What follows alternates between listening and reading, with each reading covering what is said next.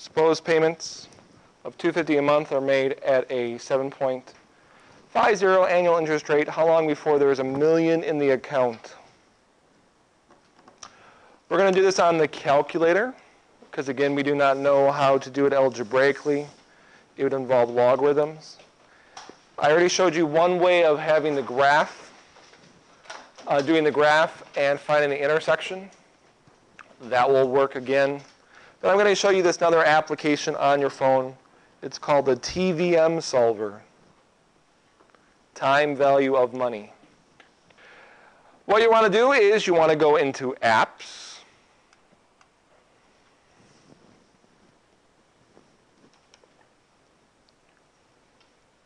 And you're looking for one that says finance. Should be the very first one. Is it working?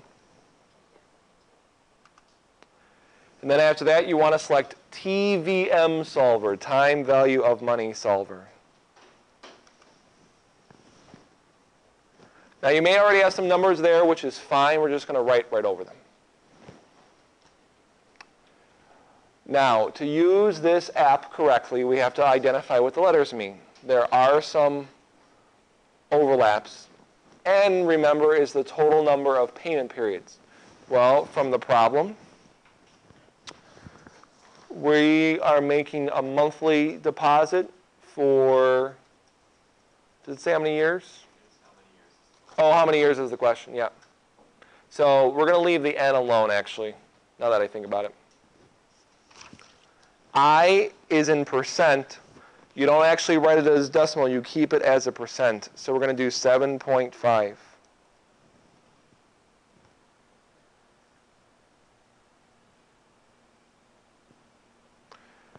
Now the next three can get confusing. It all depends on what we're looking for.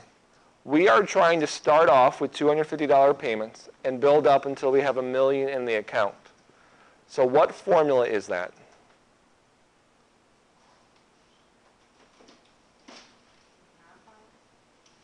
Well, it's not going to be compound because compound means you put the money in once, then you walk away. Future value is like compound, except you put the money away periodically. That's the one we want. We want future value. Remember, in the future value formula, it's FV equals PMT, blah, blah, blah. So because of that, we're not going to have a present value, PV. So make sure your present value is at 0.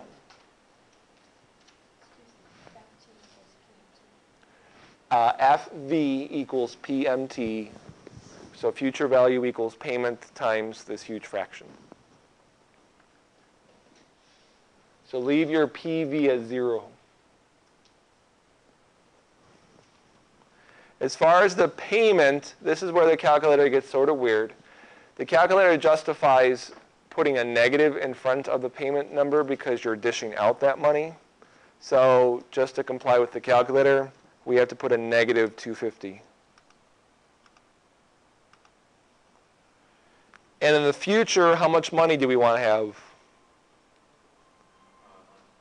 $1 million.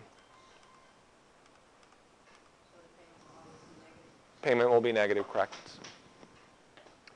P per Y and C per Y means payment per year and compound per year. Since we're doing this monthly, make your payment per year 12. Notice this also makes your compound per year 12. And then you have two options. You can make the payment at the beginning or the end. Keep it at the end. That's what we're going to use. So now we need to solve for n. So we're going to scroll up to the top and highlight the n.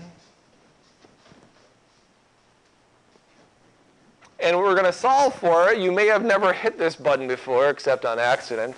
Notice the word solve is above enter, and it's in green, which is the color of your alpha button. So hit alpha, enter, and that does solve.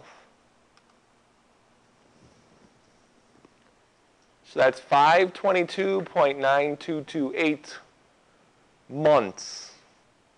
So what is 522.9228 in terms of years?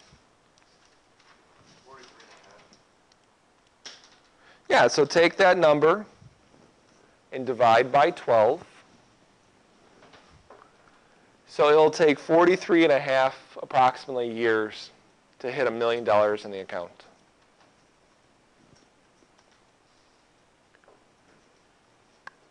So this TVM solver will solve for any one of those things. So we could have done that one problem of the intersection if it were a future value. The problem that we did, though, was a compound interest, and this TVM solver will not do compound interest. So this is only good for 5.2 formulas and 5.3 formulas.